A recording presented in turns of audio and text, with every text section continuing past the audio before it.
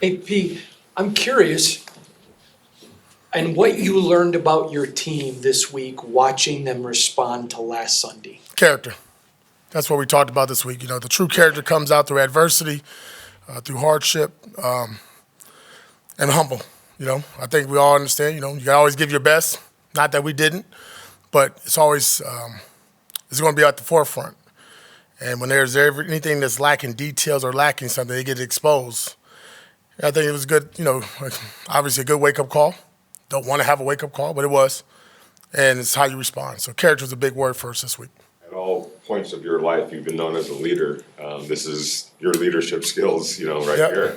Not to say that's under the test or anything like that, but that's leadership is a big part of this. Yes. How do you feel you're responding to it and getting this team, help navigating this team through these drops? Yeah, I think we're all going through it. It's my first time going through that situation as a head coach, right? Kind of disappointing, but like everything else, we talk about 24-hour rule for the players. Got to be 24-hour rule for the coach, and then there's a new opponent, right? There's a new objective this week, and it's the Cleveland Browns at home. Another great opportunity for us. And when I say words to players, when I talk about character, for example, I'm talking to myself as well. And then how do I handle adversity? How do I handle these situations that you didn't quite see? So you go back, you reflect, you get it, you move on, and you set it forward. And every week is not the same week. There's always different things and different obstacles that you got to go through. So that's really a big part of it. Like you said, my leadership, getting these guys going, get them ready to play, and make sure we put out a good product on the field.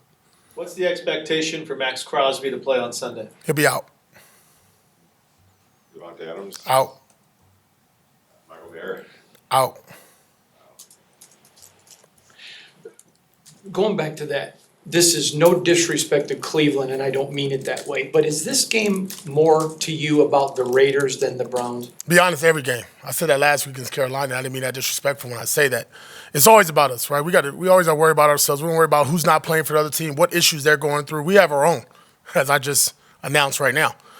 It's about us getting better and getting the best 11 out there and getting the best team ready, prepared to execute in situational football, end of half, in the game, and to play a full game with the effort and the passion that we've displayed. You just mentioned, two of your best players are not going to be in this game. Michael Mayer, young tight end. Opportunity for some younger players, other players to step up And we're excited about it. Great opportunity. Harrison Bryant, right?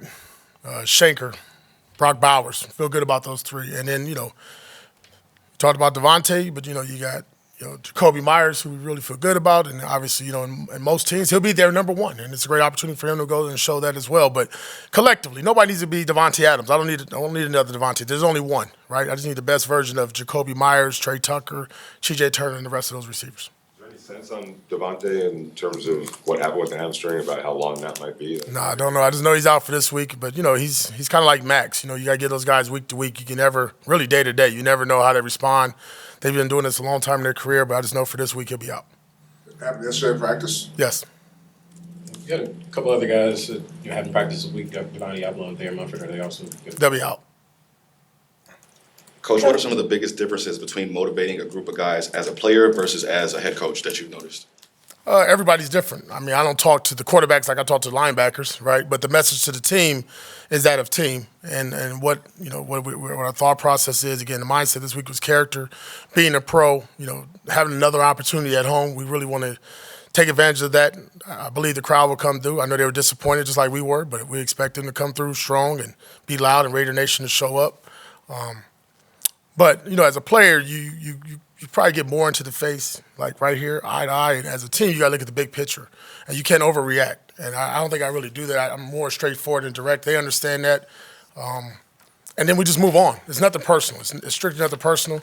And they do the same thing to me, right? They call me out if AP, you ain't the same today. What's up with you? So that's a good part about it. I think just the lines of communication, having those open throughout the week, especially in times like this when we're getting poked at from the outsiders trying to, put us against one another, and that's not going to happen.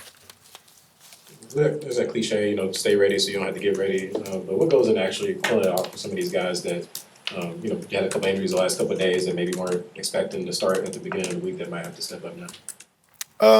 I think, obviously the Devontae one, that just happened. That's more recent. But, you do have a lot of reps in practice where you give a player a rep or two that made that Devontae doesn't need to be in on that series, correct, or on that play in particular.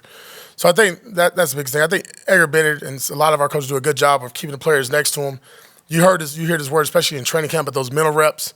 We do a lot of things developmental throughout the practice to give guys opportunities. You know, our scout team is not a look team. We actually compete, and we try to mirror as best we can to what the defense or the offense wants us to give, but staying within our technique and scheme. So there's a lot of teaching that goes on throughout. A big part of our early morning portions in the morning is getting our developmental group or guys that are not active or on the practice squad opportunities to get with the coaches and get more coached up, right? So we do a good job of that. So we'll see what happens on come Sunday, but we really feel, you know, giving these guys the last, 12 hours and now, today and tomorrow to get ready for the game.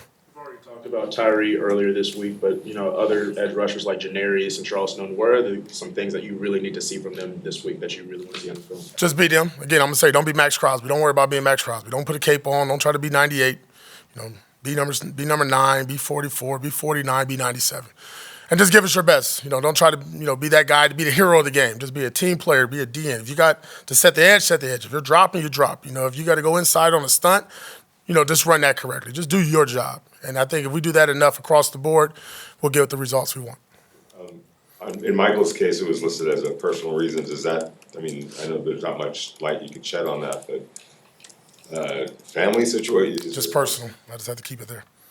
Coach, much more a community-related question. You mentioned the crowd a little while back in one of your answers, but you're going to have the Little League World Series team in attendance this Sunday. Yeah. And of course, Adam Johnson is a part of your staff here with the Raiders. Why is it so important for you to just have that community connection at your games? That's cool. Because that community connection, you talk about the children, the young man there that went to the World Series.